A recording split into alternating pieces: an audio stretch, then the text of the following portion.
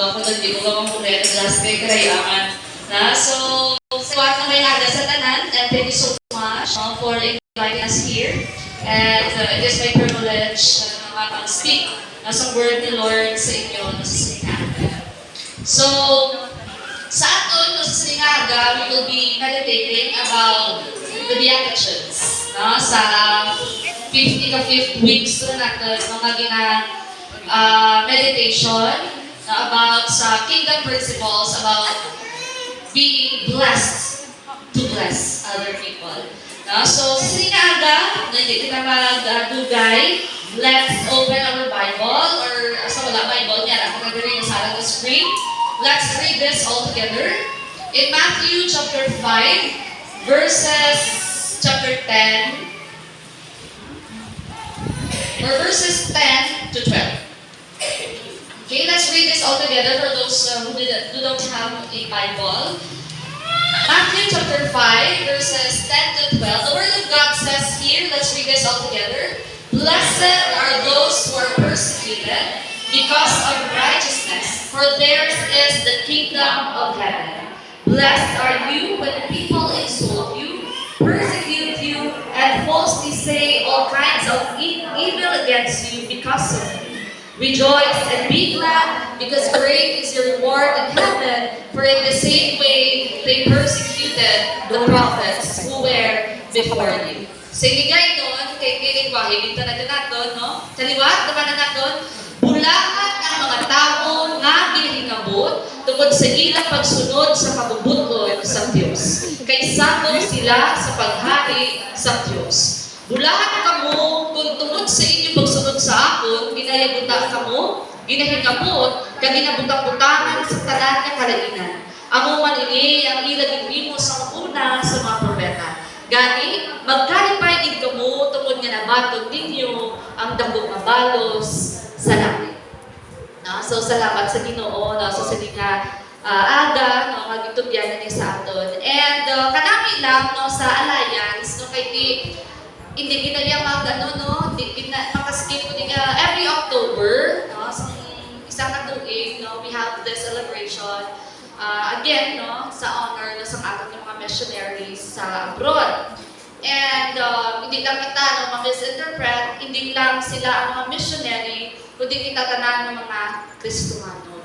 Kaya always kumabatian na basta tawag ng mission, si pastor lang nada, or si leader lang nada. Pero kabay, we will be reminded once again that we are all missionaries. Hindi man ko na makapalaos kagit or makapataylan kagit kay mission, but dili sa aton, kalapad sa atong horizon dili sa ginatawag ng mission. Kisahan sa panimalay, neighborhood, community, and kung may kahigayunan na makakanto sa ibang country. But, bilang isang Kristohanon, once we claim that you're a Christian, ang ginambali, Lord, hindi ako sa ulihin na bilin sa Ginoo na go and make disciples to all nations. And the last command of Jesus is our first priority. Amen! Amen! Hindi ba ba? Hindi sa amin tingnan. Mabago amen, ka, may tao. Namin, the exciting niya kay damo dito tao. So, bilang isang mga Kristohanon, ang Beatitudes pala na blessed, blessed, blessed, very important ang naamot sini sa ginatawag ng mission. Bilang isang Kristohanon, we are not just being told na i-preach lang ang gitawag na pulong sa Ginoo, but to make disciples. And isa sa avenues of truth, or isa na palaagyan sa kamatuuran, isang kabuhi naton. Kaya diba, kaya di maski ano naton ka namin magdambal, kung di makita sa kabuhi naton, diba? Hambal nagkaging nato sa atin na preliminary na meditation, faith without action is dead. Kag bisan anong kapag kanamig sa iya maghambal, kanamig sa iya mag-worship, if hindi makita sa pag-adlaw-adlaw mo makabuhi, it is useless. So that's why, ang sa kingdom principles, when it comes to mission, blessed is the one na gina-persecute because of righteousness. Kaya Kaamay lang, they are insulting or persecuting the prophets before us, which is Jesus Christ. No? So, sa sinigaga, no, padayon kita ka, kung natahon natin, no, sa isa kang mission, no, sa first, second, third, fourth weeks no, nga pamalandungan natin, it is really important kid, no, nga may anak, tika tagi puso, nga kaagay sa natin. And having that heart, ang muna mag-inspire sa aton to live a life that is pleasing to God. No, kabago ka namin sa atong verse today, kay ako Lord, napaka-timely. No, kag sa akon, kaya nga chimpo, no, manabot ang wali ngayon. No, kay sometime, hindi pa ako Kristohanon, amo dya ang nagliwat kung ginabasa. No? Blessed are those who are persecuted because of righteousness. No, kag sometime, nag-Kristohanon ko, ay, manigali ang context. No, ang sermon ni Jesus dito, no, sa Mount, no, about sa mga ginayabuta. Sino diri Kristohanon, way kagiyabuta? Yara? No, basta Kristohanon, kaya persecution will never be absent.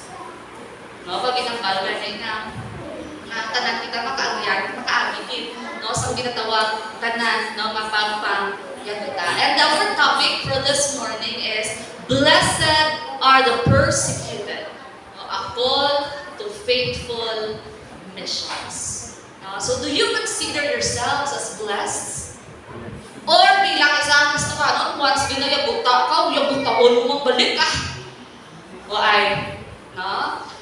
Sa ato, mga Kristohanon, later on, no, matunan natin kung ano pag maging response natin every time, no, kami mga persecutions na nag-aabot no, sa ating kabuhi. First, let's define the word beatitudes. No, the word beatitude comes from the Latin word means beatus, or which means blessed. No? They are called the Beatitudes because these first 9 statements start with the word blessed. No? And kung ang taon natin, kung tunan natin ang kabuhi ni Kristo, Jesus demonstrated kingdom living while He was on earth. No? Samtang si Kristo nagkabuhi sa niyang kalibutan, He demonstrated no, sa pagkabuhi no, malangit nun, no, even no, siya isang katao sa niyang kalibutan, no, pero ang iyang divinity pa tayo nag-demonstrate na sa atin. We can read in the testimonies of the writers of the Gospel in Matthew, Mark, Luke, John, and even the epistles, how Jesus did not only teach the Beatitudes, but He lived it. Kanami lang sa Ginoong may-ara kita, kay why ka na po nga ginhambal, kundi nga He lived with it. No? Gin kabuhi niya. Every character, every attitude of blessedness that Jesus mentioned in Matthew chapter 5 was seen as He lived on earth. No, nakita natin sa kabuhi ni Kristo ang every word nga nagwa sa atong bakbak. No? Sa atin naman siya, kasubo lang isa, kaya di namin namin kita magambal, pero kabuhi niya may arat ka sa mga doang ng matanan, hindi makita. No? And bilang si Kristo, no, aton nga ginasunod, kag ginag-claim man nato ng atong kabuhi that we are the follower of Christ. No? Kabay nga tunan naton, kag bukudan naton, no, although it's not easy, but no, padayon kita no, nga magsunod sa yapak, no, kag bisan pa sa character nga may ara sa Kristo. That's why until now, nagpadayon kita simba. No? Sa gihapon, we are not perfect, but nagnikasong kita, no, nga masunod ang character nga may ara ang Kristo naton. And He even displayed more clearly as He endured the suffering of the crucifixion. Dahil natin makita na hasta sa kamatayon, nagpadayon ang ating Ginoo. So, the true followers of Christ become like Jesus in character. Amen. Ang matugtuod na sumulunod ni Kristo, no, nag-aamat-amat na maging kaangay sa karakter ni Kristo. We become a reflection of Christ to all around us. No, kung isagad maski hindi ikaw magambal, kung makita sa kabuhi mo, no, ang tao magdayaw sa Ginoo. Ano kasi Ginoo may ara di siya man? No, nga mo ni siya the way magkabuhi. No? The more we do that, the more righteous we are living. Then, the more the unrighteous world cannot stand us. Sa sini, kalibutan nga puno sa kadulog pagkagamo, kita ang mga Kristohanon ang magpanindugan sa makatuunan. No, ang magpanindugan, na magkabuhi, no, kaangay sa Ginoo na may ara kita. No, kag-related katama no, sa mission. Once nga nagadu kita mission every day, we need to have this character. No, nga bless kita Japon, no, sa piyak, no, sa tanan, no, nagakalatabo sa aton. No, so the more we are like Jesus, the more the world will hate us because it hates Him. Amen. The more na ginaupunan mo nga maging kaangay ni Kristo, the more na ang tao nag-aakig sa imo.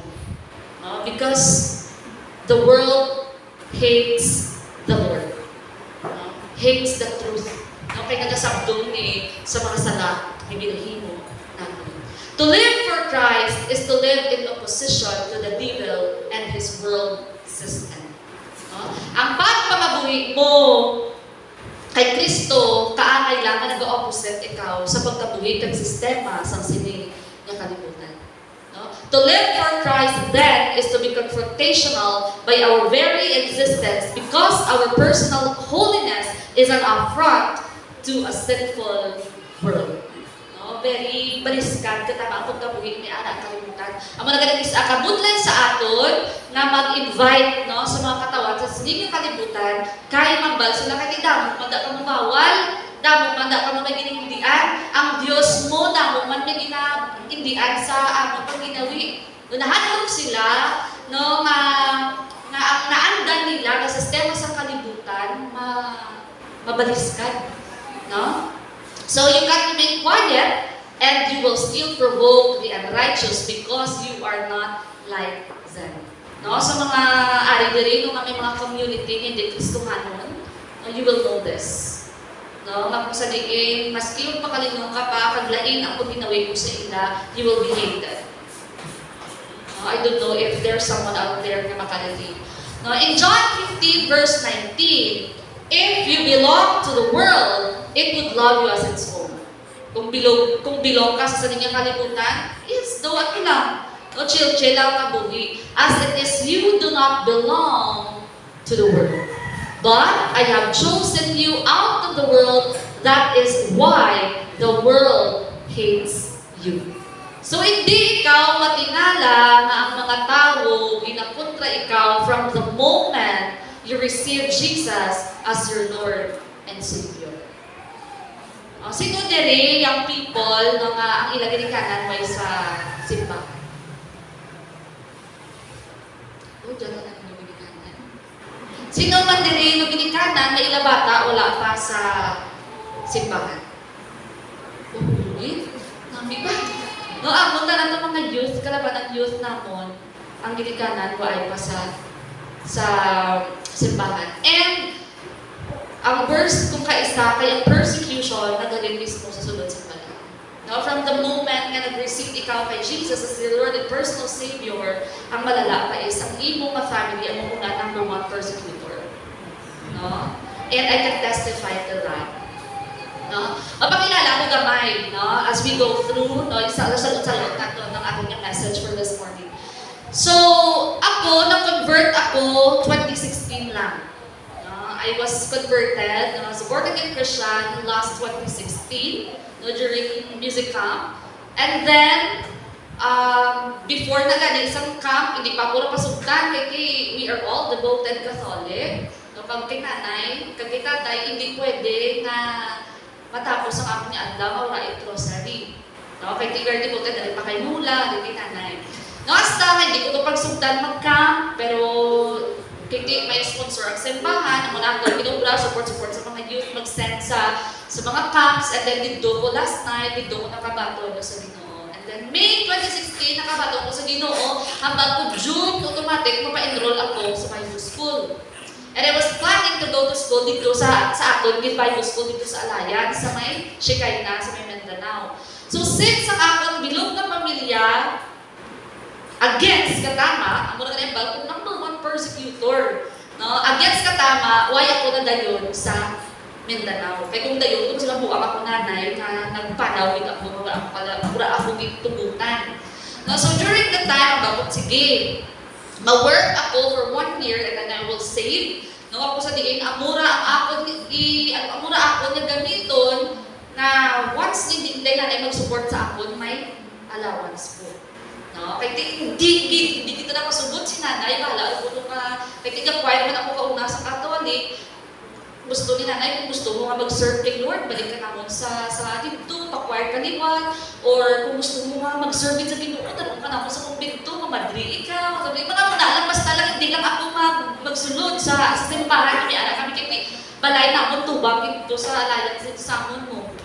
So, nag-work ako, after a year, June, nagdesisyon ako, mama, Bible school, pero hindi sa Mindanao, kay amo na ko, against hindi tama si nanay, kay although amo na siya, siguro ikabuang niya nga bata na dito sa rayo. So I decided, no, I decided, no, nga dito lamang sa Guimaras, kay makapulit-pulit ka to yung weekend. No, makapulit-pulit ka dito yung weekend.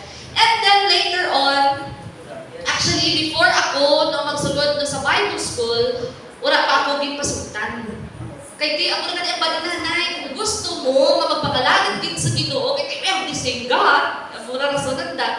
Then, balik ka, no, karoon ka naman sa kumpinto, kaya mamadri ka na lang. Mura ba lang?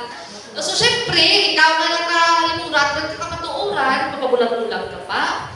No? So, even si nanay, si tatay, mga kabuntuan ko, mga tiya ko, lula ko, tanan, are against sa sulod ko, nag-Bible school ko. Pero why ko sa pap ni nanay and everything. Kag ang sinugtan ko, kapag allowance ko sa Bible school, ginbuol ko ni nanay para hindi ako kapanaw. And that is one of the way ni Satan no i-persecute ako. Gamitin niya ang family. Hindi kung ibang tao, hindi man kita affected mo. No? Pero kung family, we are really affected. So, sa time na to, white kwarta, ni piso, and everything, si nanay ipasugot, nag-abot pa sa time na kasuhan ni nanay, si Pastor Ricky, kinibaptize ako, mawala consent. Pero nabaptize ko, hindi ulo, minor. So, bago may inundok, may paminsaron, karoon, may mga muna pa, may pag-abot sa time, na si tatay, iyaba niya, sisiyo pa dyan simba, kay girado na, ang simbahan, wala alam ko simbahan, girado na puno ang mga simbahan, kaya dyan puno ka simba, nagakulungin na brainwash na po and everything, ang muranda ka paminsaron, ang murang handa ka na muna. So, nagpadayan mo dito, maski waay pag sa nanay, good thing si Lord, may gamit na number na mo, nagkatagsa ko 500 pesos, ako doon nakasustain sa akon sa pinakamulan sa Bible school. And then, sa sige ko nga muyo, lulod ko nga muyo, pero nagabagin sa tayo, hindi sumpa ko na hindi tatay. Mahalin ka sa balay, while kami bata, marusli. The moment na nagaling ka sa daan, while kami bata, marusli. And that is one way of persecution.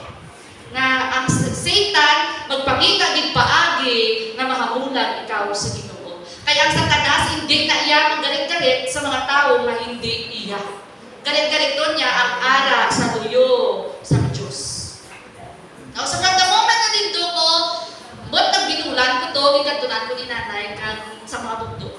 Ang paganda, kung ano may matabo sa bunto, ikakaya nyo, mag-curse yung bata nyo, ang mga bunto. Kasi si Lord mo na, kasugdi na lang and everything.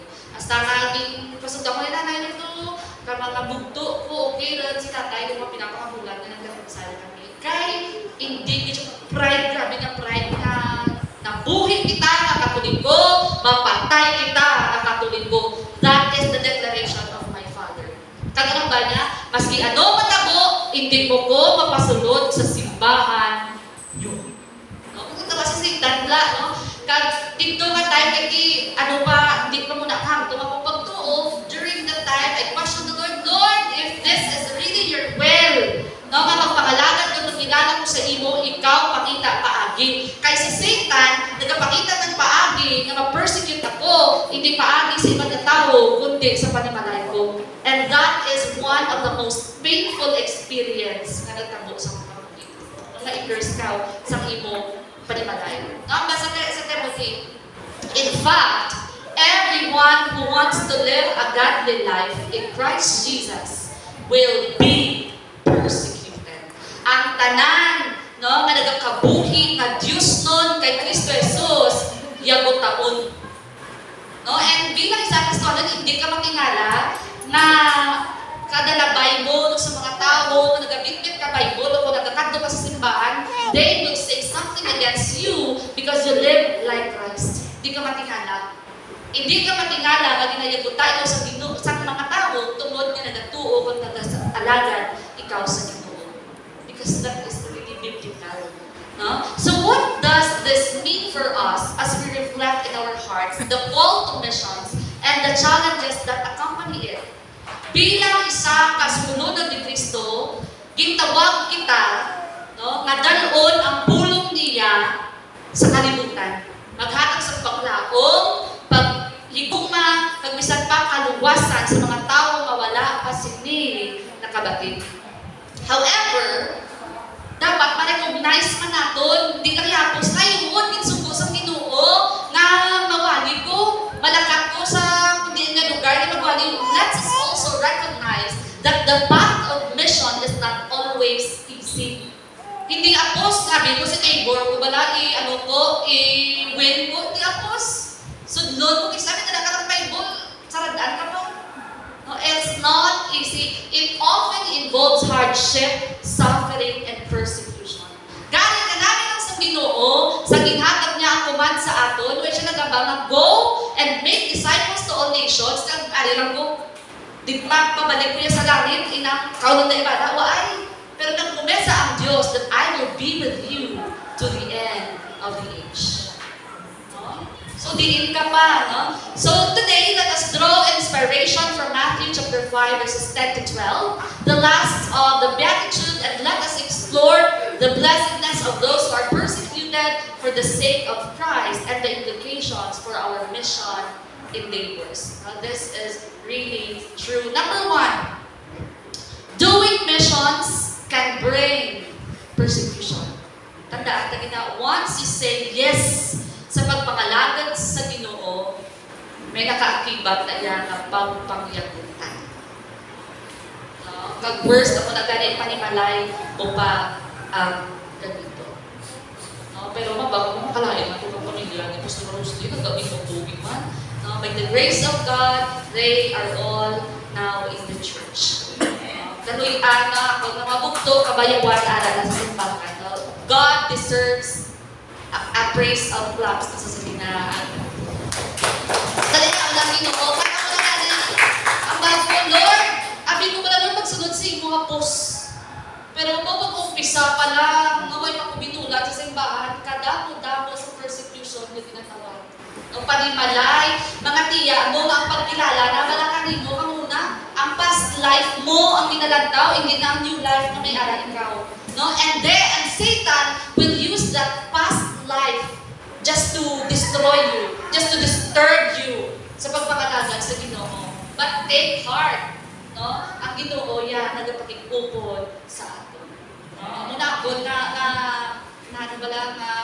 prinsipyo man sa kabuhi, ang balat sa Mark, all men will hate you because of me, but he who's not fear will be saved. No? Tanan na tao, pero ako na gani, I and my God is better than you. Amen! Amen! No? Mas kaya mo taon, kapaya sa bilog, makalimutan, basta kaupot mo ang Ginoo, God will make a way na pumukon na ang mga tagipusoon sa sinang mga katawhan. No? Kag ano na pala na prayer, kumano sa heart ni tatay, sa muna nga, Lord, ang prayer man sa Ezekiel na I will remove from you your heart of stone. Kung Lord, paana, no, ang tagipusoon, no, sa akin tatay, no, and i-replace ang imo na tagipusoon. Yung sa diin, no, hindi na mga persecutor sila mo. Ang muna nag-disturb, nag-distract, nag-destroy sa akon nga pagpangalagad yung pagkilala sa Ginoo. Pero sa ato tanan, doing mission can bring persecution, pero tandaan natin nga ang Ginoo kaupod natin. Hindi na siya magpabaya. Every time may mga criticism kita na nakaagihan sa aton kabuhi. And I believe, kung nagapati ko, even sa inyo, diri, hindi na exempted. No? Even sa inyo, diri, no? May mga space ba kita no, sa bangko naton. Kapati ko, if ang tao, no, ma-open lang no, sa pagpamatik sin ka matuuran sa Ginoo. Amunta, maawas na. No, pero may persecution man, pero hindi nila natapos ang tanan. No, mga baka nga persecution refers sa mistreatment, hostility, and suffering endured by believers because of their faith in Jesus Christ. No, sumutod, tanan kita naga-experience siya sa persecution. No? Kanami lang, hindi kita na-persecute tungod na sa mga pamatasan ng mga malain na may anak kita. But we are persecuted, salamat lang, kaya na-persecute kita tungod anak kita kay Kristo. Lain man na iya, no, may istorya. So persecution is still real today. Amen. Through history, Christians have faced persecutions for their commitment to Christ. And this continues today in various parts of the world. Hindi lang dito sa Ibaras, hindi lang dito sa Uton, kundi nga tanan ng mga Kristohanon all over the world experiencing persecution. No? And missions and persecutions are related. Hindi pwede mag-mission ikaw mo ay persecution. No? Upod gina sila yan. As we engage in missions, we expose ourselves to the possibility of persecution. Once nag-expose mo ang kaugalingon mo sa mission, may naka-akibat, may nayang persecution. Nga pangpangyagota. So as we challenge the spiritual forces of darkness and proclaim the truth that confronts the world system. Amo ito kaginaman sa meditation na doon before sa ating praise and worship na isa kita no kasuga kag asin sa sining nga kalibutan. Maski ano matabo kapag pangyaguta sa tao sa imo, hindi pagdulaa ang sabor sa isa Kristohanon sa imo kabuhi. Amen. Hindi magpaapi